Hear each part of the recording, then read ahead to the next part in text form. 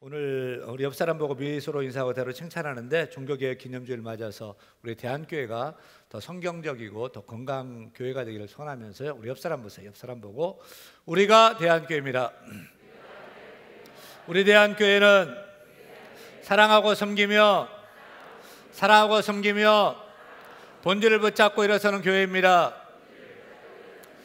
예배를 붙잡고 일어섭시다. 기도를 붙잡고 일어섭시다. 복음을 붙잡고 일어섭시다. 더 사랑하고 더 섬겨 나갑시다. 할렐루야. 천주교와 기독교는 차이가 무엇일까요? 기독교와 천주교는 무엇이 어떻게 다를까요? 기독교는 교회 나가는 것이고 천주교는 성당 나가는 차이일까요? 사실 이 질문은 처음부터 잘못된 질문이라고 할 수 있습니다. 기독교는 예수님을 주로 믿는 예수교, 기독교는 예수교, 그리스도교를 기독교라고 하는 것입니다. 그러면 천주교가 예수님 믿어요, 안 믿어요? 예수님 믿지요. 넓은 의미에서 볼 때 기독교 안에 천주교도 포함되어 있고 우리 개신교에도 기독교 안에 포함되어 있는 것입니다. 그러면 개신교가 천주교에서 배신하고 나온 것입니까? 저는 그렇게 생각하지 않습니다. 우리 개신교는 천주교에서 나온 것이 아닙니다. 기독교의 태동은 예수님의 십자가의 죽음, 부활, 승천 그리고 성령 강림으로 초대 예루살렘 교회가 세워지면서 기독교가 탄생되었습니다. 따라서 우리 기독교의 모체는 초대교회입니다. 초대교회의 사도들과 그 가르침인 성경 위에서 온전히 신앙생활하는 것이 참된 기독교인 줄로 믿습니다. 그런데 이 천주교회는 기독교의 원형질인 초대교회의 그 사도들과 그 가르침의 성경에서 자꾸만 변질되고 자꾸만 탈선되어 가는 거예요. 시간이 갈수록 세월이 갈수록 초대교회의 원래 모습에서 자꾸 왜곡되어 가서 예수를 믿는다고는 하는데 다른 종교처럼 나아가고 있었던 것입니다. 이에 마틴 루터를 비롯한 존 칼빈, 쯔빙글리와 같은 종교 개혁자들이 한번 따라합니다. 초대교회로 돌아가자. 성경으로 돌아가자. 이렇게 외치면서 종교개혁이 시작되어서 지금의 개신교, 지금의 기독교가 발전되어 온 것입니다. 따라서 정리하자면 우리 개신교가 천주교에서 나왔느냐?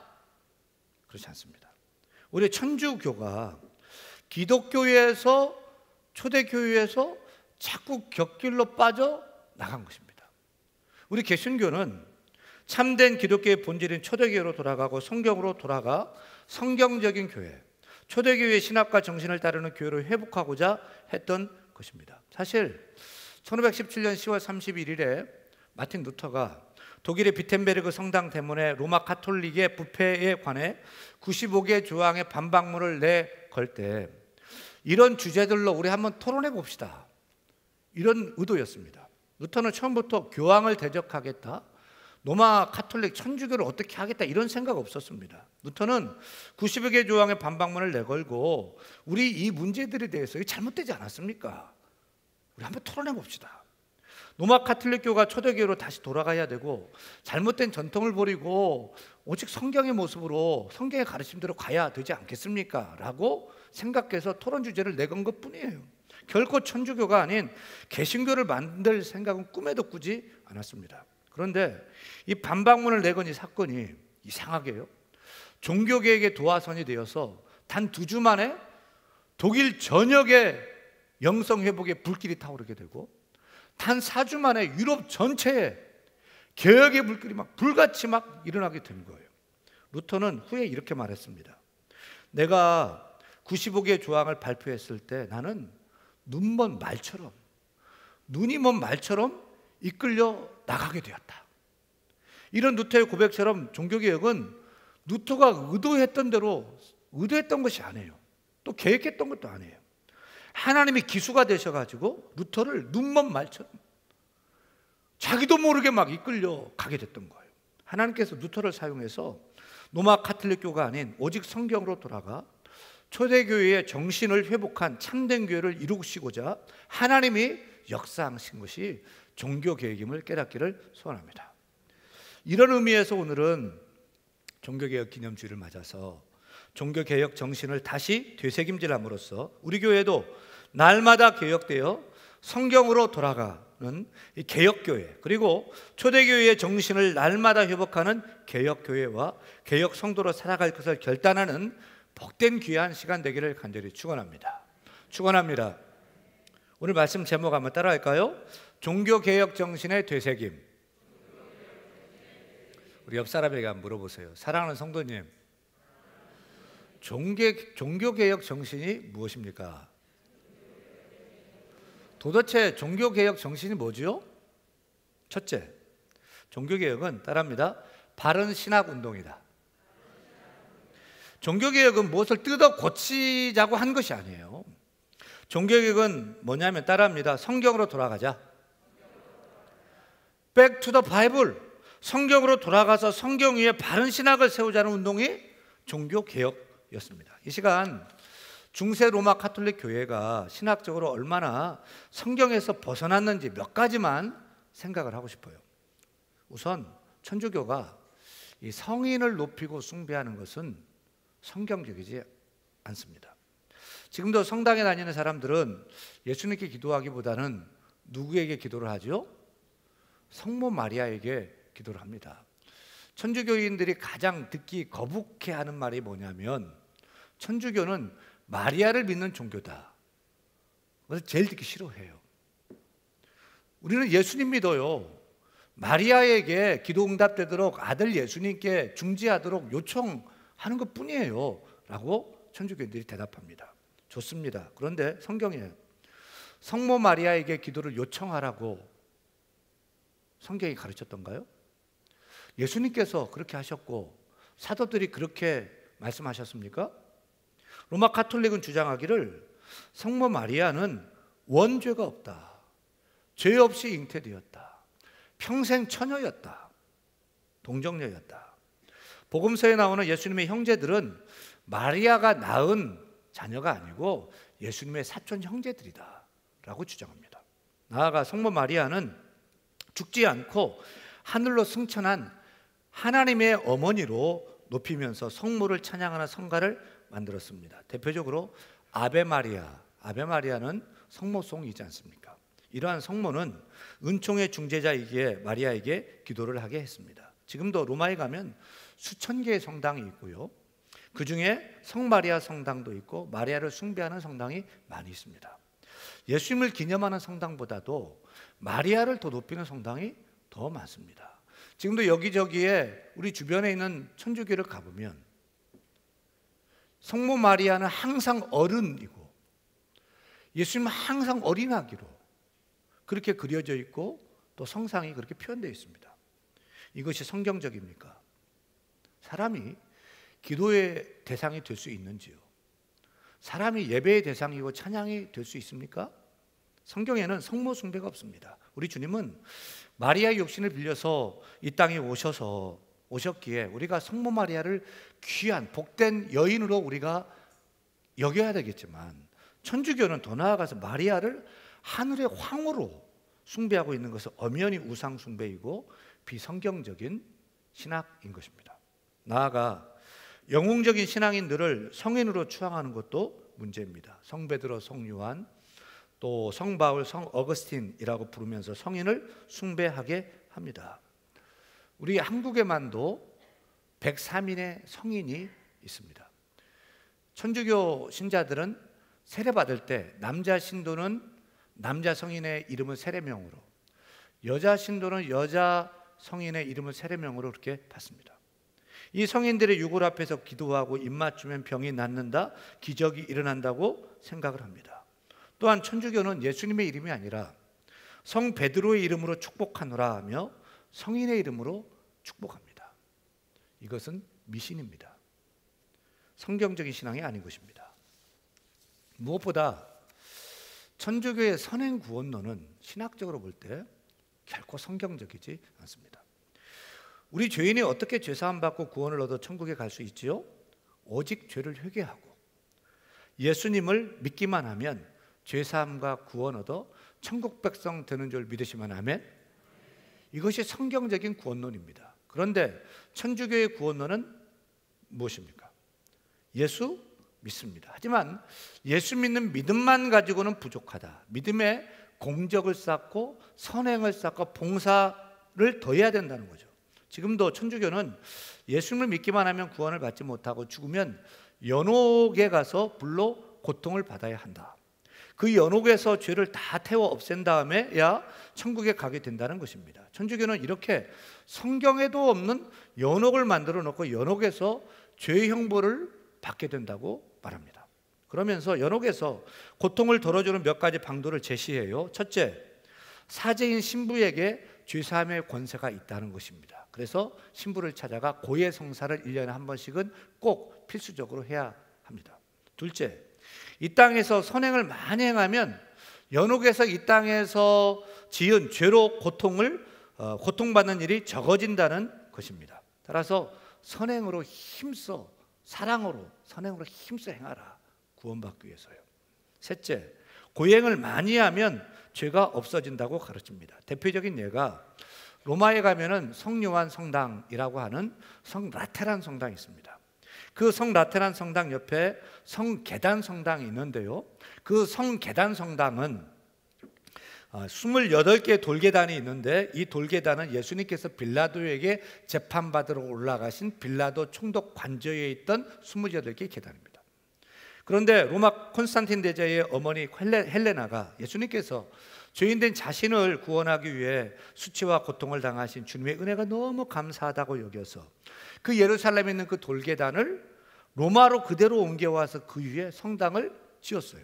그리고 그 28개의 계단에 유리 조각을 뿌려놓고 무릎으로 기어 올라가면 한 계단에 1년씩 지은 죄가 사해진다는 것입니다. 그러면 28계단을 오르게 되면 몇 년어치 죄가 사해지게 됩니까? 28년어치요. 당시 중세 사람들이 수명이 50년이었다면 한 두 번만 오르면 죄가 사해지고 천국, 연옥이 아니라 천국 간다는 것입니다. 성지순례하면 공적이 쌓아지고 연옥에서 고통을 덜 받는다는 것입니다. 지금도 로마에 가면 수많은 카톨릭 신자들이 그렇게 그 돌계단을 무릎으로 기어 올라갑니다. 마틴 루터도 로마교회 사제로 있을 때에 스칼라 산타 28계단을 무릎으로 기어 올라가면서 이렇게 해서라도 죄사함을 벗어나고자 고통스러운 고행을 했습니다. 그런데 무릎에 피를 흘리면서 계단을 올라가는데 죄사함의 자유함은 고사하고 오히려 더 죄로 인한 고통이 심해져만 갔던 것입니다. 그러던 중에 갑자기 그 계단을 올라가다 갑자기 로마서 1장 17절 말씀, 오늘 말씀이 생각이 난 거예요. 로마서 1장 17절 말씀 같이 함께 읽겠습니다. 복음에는 하나님의 의가 나타나서 믿음으로 믿음에 이르게 하나니 기록된 바 오직 의인은 믿음으로 말미암아 살리라 함과 같으니라. 따라합니다. 오직 의인은 믿음으로 말미암아 살리라. 믿으시면 아멘.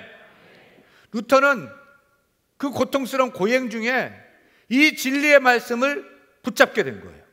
그렇다. 죄가 사해지고 의롭게 되는 것은 예수 믿는 믿음으로 가능하다.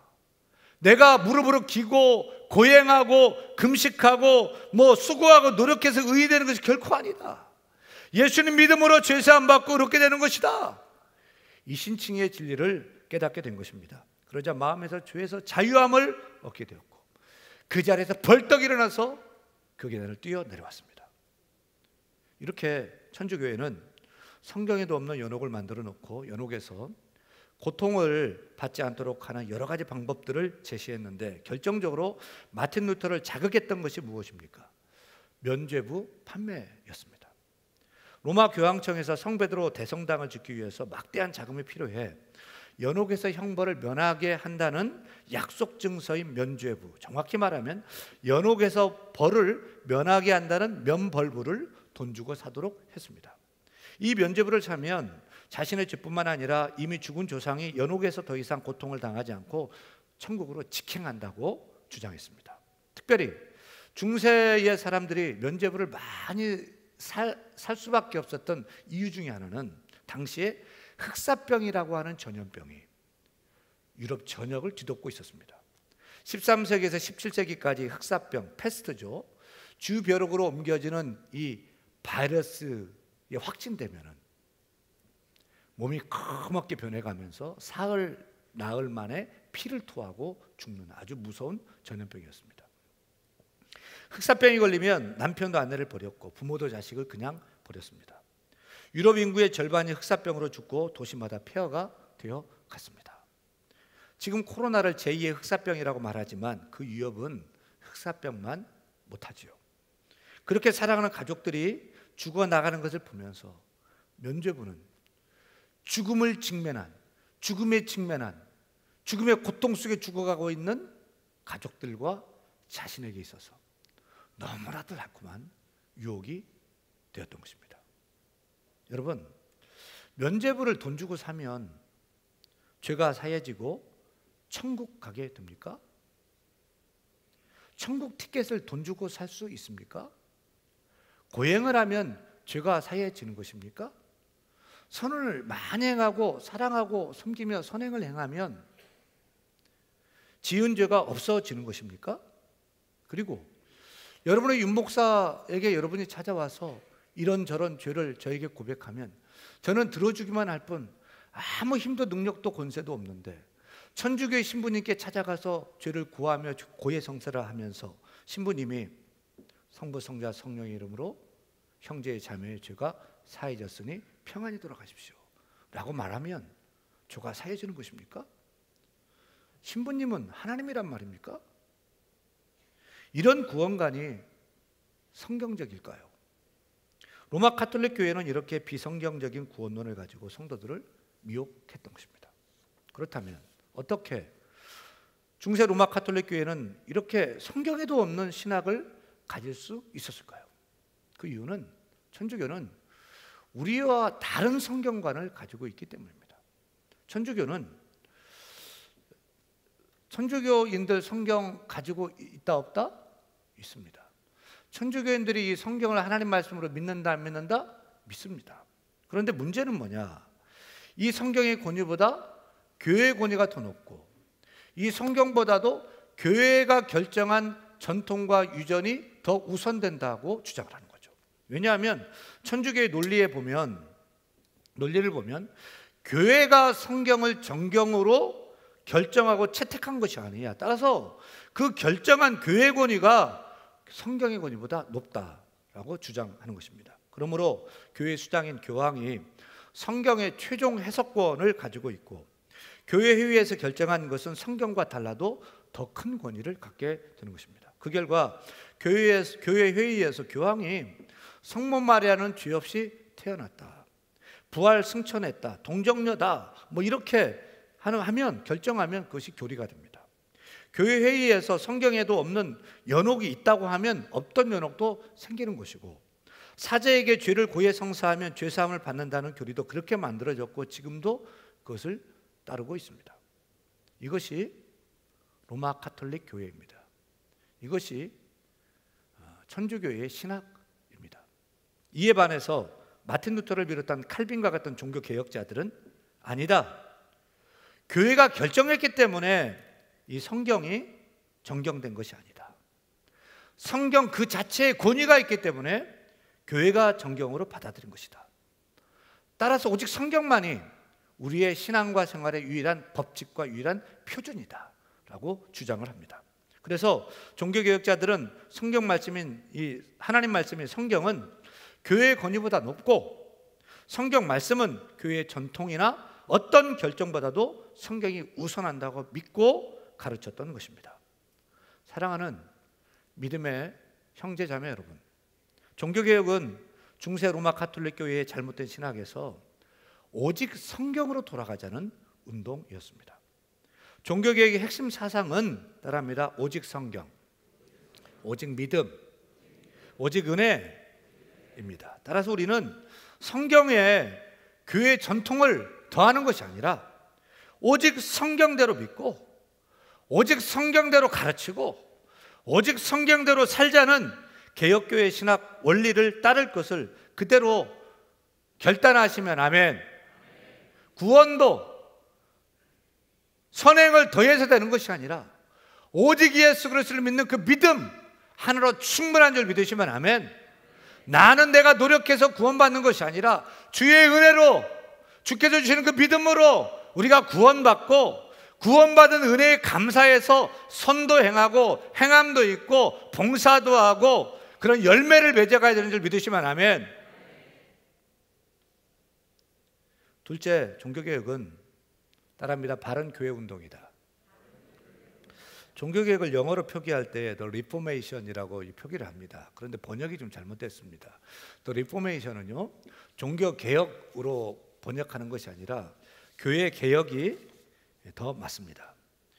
왜 리포메이션을 우리가 종교개혁이라고 얘기하냐면, 우리는 일본을 통해서 서양사를 배웠기 때문에 일본 번역을 따라서 그런 것 같습니다. 물론 16세기 당시에 유럽의 모든 종교는 천주교인 기독교 하나밖에 없었기 때문에 종교개혁이라 해도 상관이 없을 거예요. 하지만 마틴 루터가 독일에서 시작했고 존 칼빈이 스위스 제네바에서 완성했다고 하는 개혁운동은 당시에 잘못된 로마 카톨릭 교회, 그들이 몸담았던 그 교회를 성경적으로 개혁해서 초대교회의 모습으로 회복시켜 바른 교회를 세우고자 했던 교회 개혁 운동이었던 것입니다. 중세교회의 문제 핵심은 다른 것이 아니라 교황입니다. 교황. 성경을 읽어보세요. 교황이 나옵니까? 성경은 교황을 말하지 않습니다. 예수님도 교황을 세운 적이 없습니다. 그런데 중세 로마 교회는 590년에 로마 교회 감독을 교황이라고 부르기 시작했고, 700년대 로마 황제가 로마 교회 감독에게 교황이라고 부르며 왕관을 씌워줍니다. 그리고 교황에게 명실상부한 교회 수익권, 교회 수장권을 주면서 로마의 주교, 사도 베드로 후계자, 바티칸 시국의 대통령, 그리고 그리스도의 유일한 대리자로 불렀고, 명실상부하게 교황은 전 세계 교회의 머리요 최고의 통치자인 교회의 왕, 아니 황제, 교황으로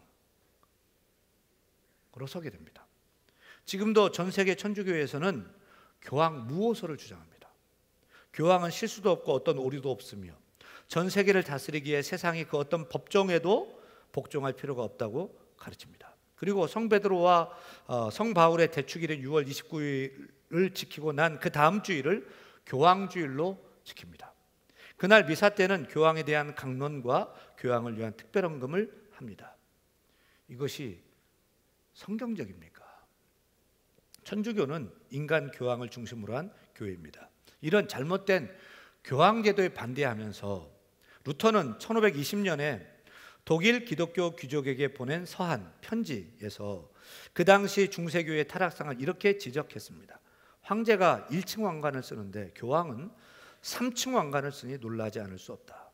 추기경들도 교회를 위해서 하는 일이라고는 없고 도적처럼 돈에만 정신을 팔고 있다. 교황청은 성직매매, 술주정, 사기, 도둑질, 강도질, 사치, 매춘행위, 협잡질 등 하나님을 모독하는 일로 가득 차 있다. 사랑하는 성도님들께 묻고 싶습니다. 교회의 머리는 누구입니까? 교회의 머리가 교황입니까?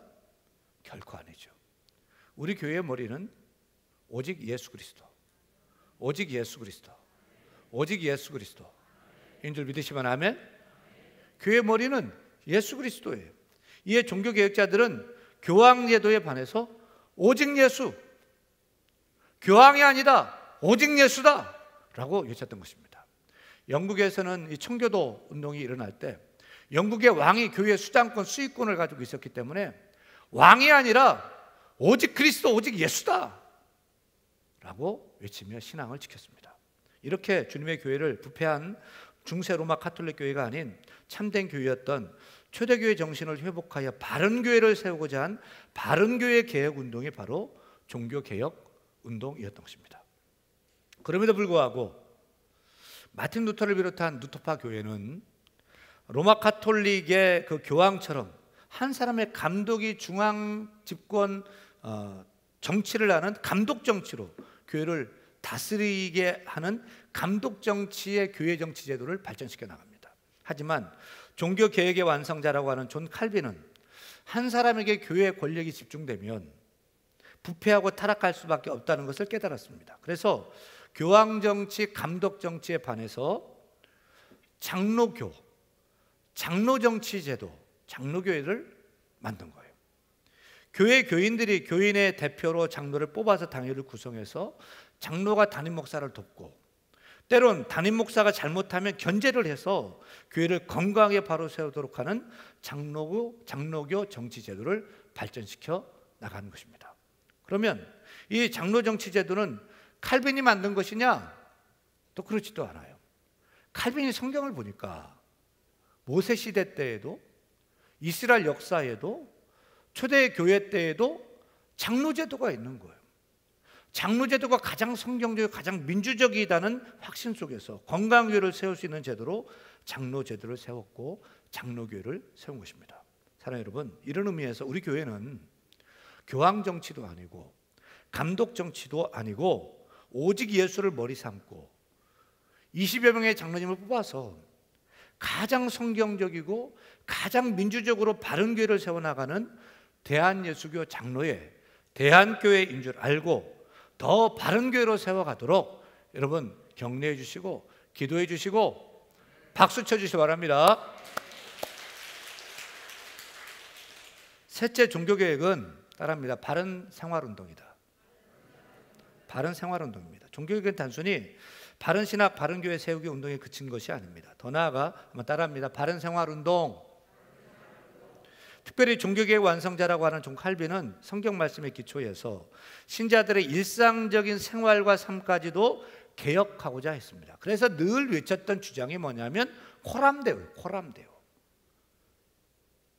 코람은 앞에서라는 전치사고 데오는 하나님이라는 뜻입니다. 코람데오는 따라합니다. 하나님 앞에서. 하나님 앞에서.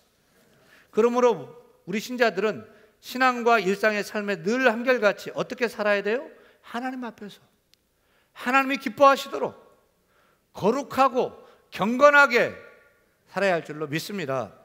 따라서 이렇게 예배할 때만 하나님 앞에 서는 것이 아니라 집에서도 코람데오, 지하철을 탈 때도 아무도 보는 없지만 하나님 앞에서 우리가 살아가고요, 또 운전할 때도 아무도 보는 이 없지만 하나님이 계신다, 하나님 나와 함께 하신다, 하나님 앞에서 우리가 살아가야 되고요, 돈을 보고 장사할 때도 하나님 앞에서 정직하게 코람데오의 정신을 가지고 살아가야 할 줄로 믿습니다.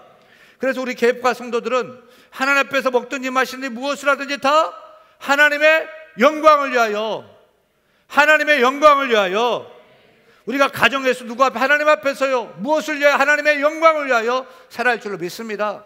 공부하는 학생들도 하나님 앞에서 하나님의 영광을 위하여 공부해야 될 줄 믿습니다. 여러분, 살아가는 인생들과 장사와 사업과 우리가 모든 일을 감당할 때도 하나님 앞에서 코람데오 정신과 하나님의 영광을 위해 산중한도 또 남은 인생도 살아가야 될 줄로 믿습니다. 사랑하는 여러분, 종교개혁의 정신은 무엇입니까? 첫째, 종교개혁은 바른 신학운동입니다. 둘째, 종교개혁은 바른 교회운동입니다. 셋째, 종교개혁은 바른 생활운동입니다. 이 종교개혁이 500년 전에 끝난 것이 결코 아닙니다. 존 낙스가 말했듯이 개혁된 교회는 날마다 개혁되어야 한다고 했던 것처럼 개혁파의 후예인 우리 교회도, 저와 여러분도 날마다 개혁되어야 할 줄로 믿습니다. 참된 개혁은 성경대로 믿고 성경대로 가르치고 성경대로 살아가는 것임을 알고 우리 모두가 오늘도 내일도 하나님 앞에서 코람데오, 하나님의 영광을 위하여 성경 말씀대로 경건하고 경건하게 하나님 기뻐하시는 승리하는 삶을 살아가는 우리 모두가 다 되기를 우리 주 예수님 간절히 축원합니다. 축원합니다. 다 일어나 찬양할 때 오직 믿음으로, 우리 믿음으로 말미암아 내가 살리라, 우리 찬양하겠습니다.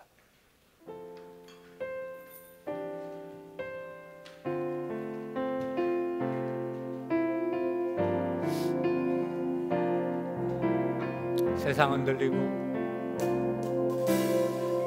세상은 들리고 사람들은 변하여 나는 주를 섬기니 주님의 사랑은 영원히 변하지 않네. 나는 주를 신뢰해. 세상은 들리고 사람들 변하여도 세상은 들리고 사람들은 변하여도 결단합니다. 나는 주를 섬기리. 나는 주를 섬기리.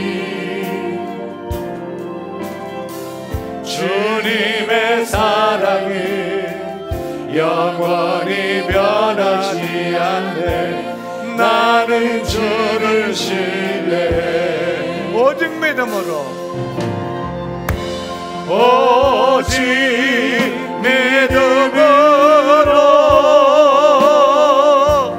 믿음으로 내가 살리라. 오직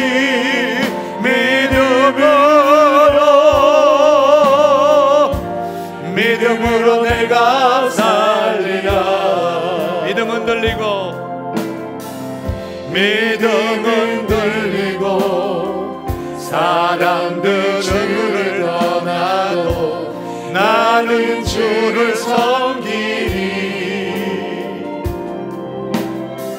주님의 나라는 영원히 쇠하지 않네. 나는 주를 신뢰해. 오직 믿음으로, 오직 믿음으로 내가 살리라. 오직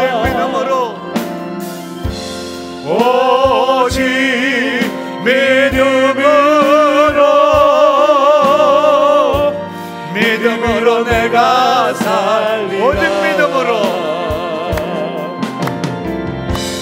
오직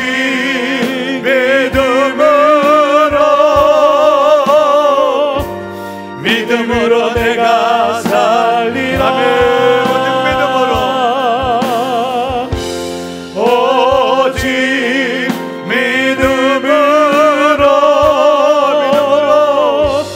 믿음으로 내가 살리라. 우리 두 손 들고 오직 의인은, 오직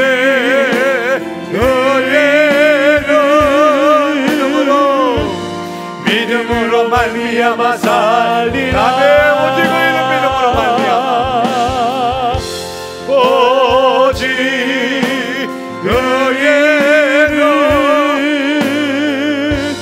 믿음으로 말미암아 살리라. 다시 한번 결단하고 오직 의인은, 오직